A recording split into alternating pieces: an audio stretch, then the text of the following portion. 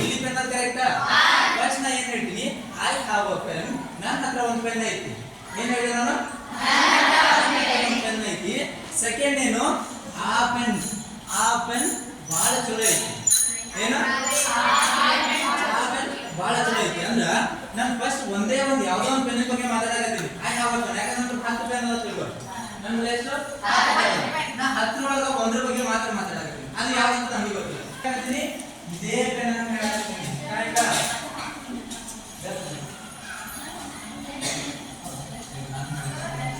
ಅರ್ಥ ಆಯ್ತಲ್ಲ?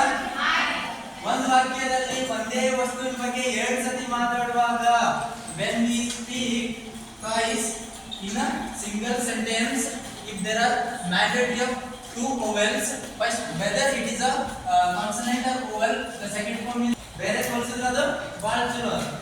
ಹೇಳ್ತೀರಾ? ನೀನು ಹೇಳ್ತೀನಿ ನೋಡ್ರಿ, ನನ್ನ ಹತ್ರ ಒಂದು ಡ್ರೆಸ್ ಐತಿ, ಭಾರಿ ಚಲೋ ಐತಿ.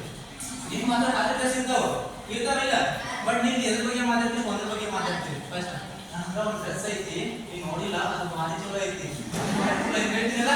ಹೇಳ್ತೀರಾ?